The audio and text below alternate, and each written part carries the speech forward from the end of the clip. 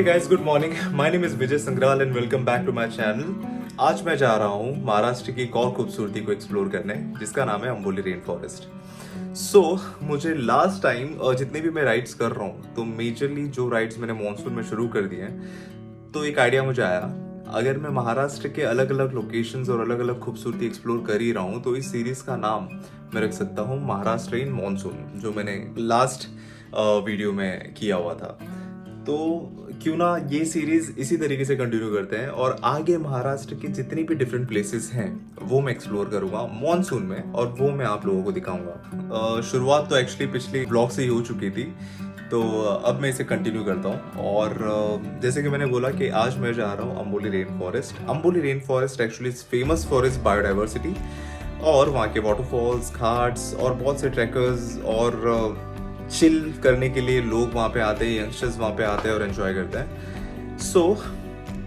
मैं वहाँ पे जा रहा हूँ मैक्रो फोटोग्राफी के लिए भी। I'll just shoot that place and I'll show you guys के और कितने rare and different kind of species are there. इस वीडियो के थ्रू मैं एक्सप्लोर करूंगा और मैं आपको जरूर दिखाऊंगा। तो टाइम अब हो रहा है 5 o'clock। जस्ट माउंट करना है और निकलना है, सब तैयारी हो चुकी है। मैं आपको बताता हूँ मैंने रिसेंटली कुछ परचेज किया और मैं क्या परचेज किया है। ये है रेनॉक्स का वाटरप्रूफ डफल बैग। स्टोरेज थोड़ा ज़्यादा है, तो 4 to 5 डेज के ट्रिप में ज़्यादातर सामान इस 2 बैग में आ जाता है। रेनॉक्स का tank bag which I have with me. Umbrella भी मैंने कैरी कर लिया है। और ये TCX का वाटरप्रूफ बूट, और मैंने एक्चुअली वाटरप्रूफ सॉक्स भी खरीद रखे हैं। तो रेन फॉरेस्ट में एक्चुअली ये बहुत ज़्यादा यूजफुल है। पीछे जो थोड़ा मिस दिख रहा है वो है राइडिंग जैकेट और राइडिंग पैंट और raining gears.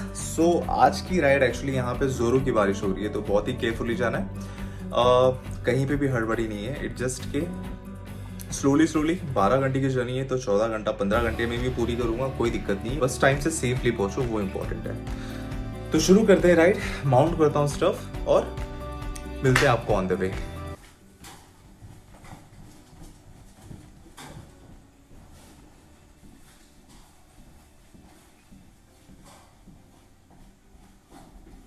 All set guys. Fuel up तो मैंने कल ही कर लिया था, जो भी बची कुछ चीज़ें थे शाम में ऑफिस से आके करा ली। और बस अभी हो रहा है 5:35। मुंबई में जो वेदर चल रहा है वो थोड़ा डेंजरस है, बट हम तो मुंबई के बाहर निकल रहे हैं। मुंबई के बाहर भी बारिश का सिचुएशन है। Will be more careful. लेते हैं गणपति बप्पा का नाम। जय श्री गणेश, ओम नमः शिवाय। ओके, हियर वी गो।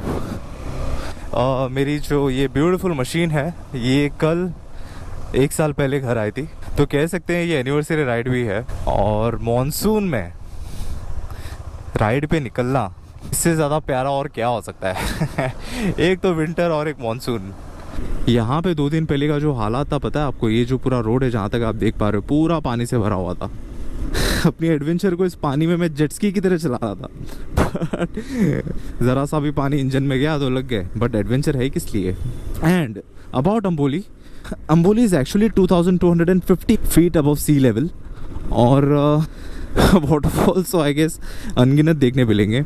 और महाराष्ट्र का एक अलग ही साइड दिखाने की कोशिश कर रहा हूँ गाइस। आप ये वीडियो अगर फर्स्ट टाइम देख रहे हो, अगर आपने सब्सक्राइब नहीं किया है, सो प्लीज़ डू सब्सक्राइब। मैं आगे ऐसे बहुत से ब्यूटीफुल और खूबसूरत वीडियोस डालने वाला हूँ जो आपको एंटरटेनिंग लगेंगे और होगा। थोड़ी लाइट्स आ गई है। आई नो गोप्रो में नहीं दिख रहा होगा, गोप्रो का लो लाइट थोड़ा सा पंगा है, पर ठीक है। और बाय द वे इस राइड के लिए मैंने गोप्रो के साथ थोड़ी छेड़खानी की है। मतलब गोप्रो होता वाटरप्रूफ है, लेकिन मैंने गोप्रो के साथ मीडिया मोड लगा रखा है, तो media mode is not waterproof. पीछे 2 ट्रक्स ख़राब थे, यहाँ पे 1 ट्रक ख़राब है। अब जाके रास्ता खुला है। अभी पहुँचे हैं फ़िलहाल पनवेल। पनवेल पहुँचने के लिए मुझे एक्चुअली लग गया है 3 घंटे। 1 घंटा तो वहीं पे वेस्ट हुआ है, तो कोई प्रॉब्लम नहीं है। अभी आगे जाते हैं, कहीं रुकेंगे, चाय और ब्रेकफास्ट करेंगे। 180 kilometres I have completed. Pune के बहुत क्लोज हूँ। आई थिंक 15 किलोमीटर डिस्टेंस पे पुणे है यहाँ से। तो मैंने सोचा इससे पहले यहाँ का स्पेशल मिसल खाते हैं इस लोकेशन का, और आगे निकलते हैं। तो खा लेते हैं special misal of Pune.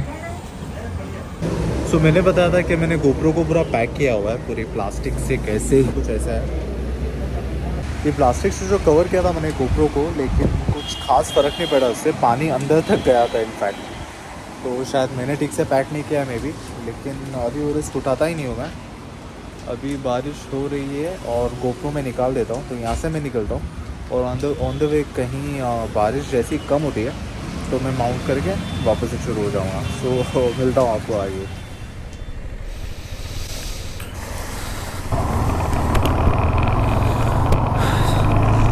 So guys, okay, सो पुणे में ब्रेकफास्ट के लिए रुका हुआ था, हैड मिसल चाय, और अभी ऑलमोस्ट क्या आई थिंक पुणे एग्जिट कर ही चुका हूँ, और ये टनल उसके बाद ही आता है आई थिंक। तो सामने जो है बहुत ही प्यारा सा टनल है, तो आप व्यू देखो अभी फ़िलहाल।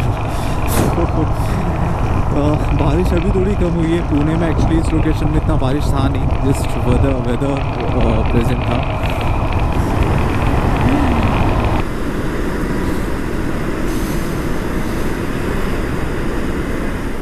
सो गाइस, अभी रुका हूँ कोल्हापुर में, यहाँ पे लंच के लिए रुका हूँ और यहाँ का स्पेशल थाली ऑर्डर किया है मैंने। अभी फ़िलहाल वेदर का कंडीशन तो ऐसा है कि बारिश तो नहीं हो रही है, लेकिन फुल डार्क है और ड्रिजल तो हो ही रहा है कंटिन्यूसली। तो मैंने सोचा रुक जाते हैं, खा लेते हैं। अभी यहाँ से और 3 घंटे का जर्नी है, 3 घंटा और बचा हुआ है पहुँचने के लिए एग्जैक्टली। तो अभी जो मैंने ऑर्डर किया है वो कोल्हापुर थाली जो मैंने बताया, तो खा के निकलते हैं, मिलते हैं आपको आगे। फूड वॉज यम। अब यहाँ से 3 घंटे और है मुझे अम्बोली पहुँचने के लिए, क्योंकि लेट तो मैं हुई, स्टार्ट में लेट हो चुका था काफ़ी ज़्यादा, बारिश में भी स्लो ही चल रही थी गाड़ी, तो कोई दिक्कत नहीं है। अब बस जितना हो सके उतना स्पीड मेंटेन करते हुए, अगर थोड़े डार्क में भी पहुँचेंगे तो नो प्रॉब्लम, बस सेफली पहुँचेंगे और कुछ नहीं। Now the time is 4:10। Map के अकॉर्डिंग टू मैं पहुँचने वाला हूँ 7:15 के आसपास। So let's see.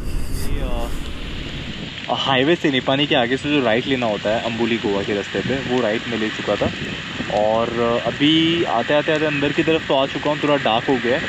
अभी यहाँ से और थोड़े डिस्टेंस पे है, आई थिंक 20-25 किलोमीटर्स और है जो फिर और जाना पड़ेगा। और वेदर अभी भी बारिश हो ही रही है, और यहाँ का रोड कंडीशन आपको बता।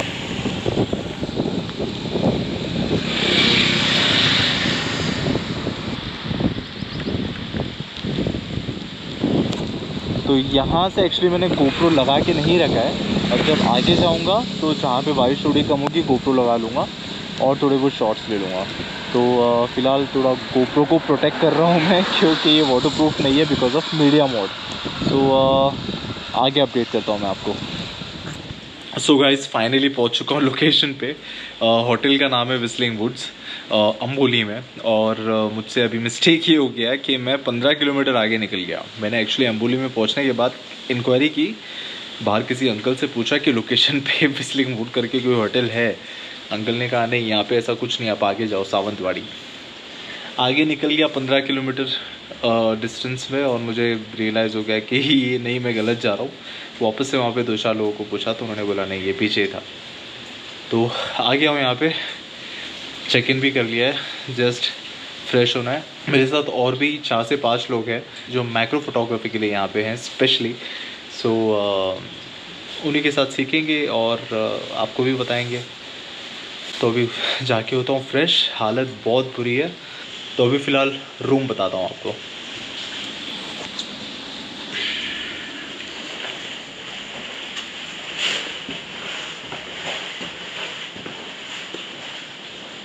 वॉशरूम,